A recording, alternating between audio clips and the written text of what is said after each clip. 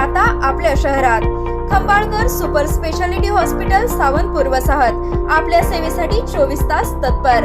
नवजात शिशु अतिदक्षता विभाग, अद्ययावत अतिदक्षता विभाग, अद्ययावत वंध्यत्व निवारण विभाग, व्हेंटिलेटर, सेंट्रल ऑक्सिजन, ॲम्ब्युलन्स सेवा, digital X ray, pathology lab, pharmacy, सुसज्ज operation theatre, joint replacement, cashless insurance सुविधा, मुख्यमंत्री सहाय्यता निधीचा लाभ। खंबाळकर सुपर स्पेशालिटी हॉस्पिटल, संपर्क 88 03 36 37 38। रामानंद नगरातील जे सुपर मार्टच्या गोडाऊनला आग, सुमारे 10 लाखांचे नुकसान। रामानंद नगर येथील क्रांतीसूर्य चौक परिसरातील जे सुपर मार्टच्या गोडाऊनला सोमवारी सायंकाळी 5:30 वाजण्याच्या सुमारास भीषण आग लागल्याने मोठे आर्थिक नुकसान झाले। या आगीत मसाले, गूळ तसेच इतर किराणा साहित्य जळून खाक झालं असून प्राथमिक अंदाजानुसार सुमारे 10 लाख रुपयांचे नुकसान झाल्याची माहिती मिळाली आहे। संगीता सचिन शहा यांच्या मालकीचे हे गोडाऊन असून शहा परिवार गेली तब्बल 72 वर्ष रामानंदनगर व पलूस परिसरात किराणा साहित्याचा होलसेल व रिटेल व्यवसाय करत आहेत। सायंकाळच्या सुमारास गोडाऊनच्या गाळ्यातून धूर बाहेर येत असल्याचे नागरिकांच्या निदर्शनास आले। परिस्थितीचे गांभीर्य ओळखून ग्रामस्थांनी तात्काळ पुढाकार घेत गोडाऊनचे शटर तोडून आत प्रवेश केला आणि आग नियंत्रणासाठी प्रयत्न सुरू केले। दरम्यान आग वाढू नये यासाठी MSCBच्या कर्मचाऱ्यांनी तातडीने वीज पुरवठा खंडित केला।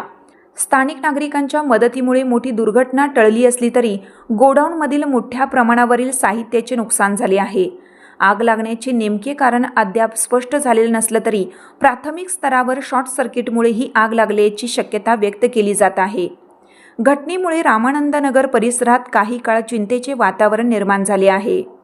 माझं नाव जर्जन शहा, जे सुपर मार्ट म्हणून आपलं दुकान आहे। तर आपलं हे गाव आडीतलं गोडाऊन होतं।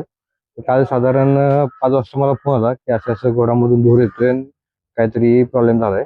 पण आम्ही येतोपर्यंत लोकांनी इथल्या व्यवस्था आणि कुलूप वगैरे तोडून MSCB लोकांनी येऊन लाईट वगैरे बंद करून सहकार्य करून सगळं आग विझवायचा प्रयत्न केला। बघता येते सगळं ह्या इथं सगळं जास्त नुकसान झाले। तर थोडक्यात इथे गूळ, मसाल्याचे आयटम सगळे होते, पोती वगैरे होती, चिरमुराची, तांदळाची पोती, गव्हाची, थोडं नुकसान झालंय सगळ्या गोष्टीचं। आणि ती ग्रामपंचायत लोक येऊन थोडं माल बाहेर काढून जेवढं काय पेटते सगळं ग्रामपंचायत लोकांनी सगळं डिस्पोज ऑफ केले। त्यामुळे थोडक्यात जास्ती नुकसान यावं थोडं वाचलं। थोडक्यात ते लोकांच्या सहकार्याने थोडं पटकन आग विझवता आली आणि बऱ्याच लोकांनी मदत केल्यामुळे आटोक्यात आलं थोडक्यात। तरी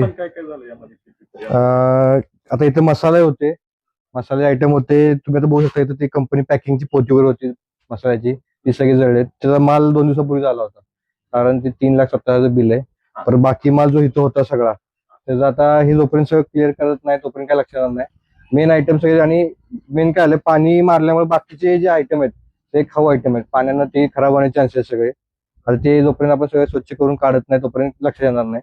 तांदूळ आहे, तांदळाला पण आता बहुतेक तरी वास नाही जर चढला तर ठीक आहे, ह्याचा धुराचा जर वास आला तर ते काय कामाचं नाहीये। आता वरच्यावर काढायचा तर एक आमचा अंदाज असा आहे की 8 ते 10 लाख रुपयाच्या आसपास असावा अमाऊंट।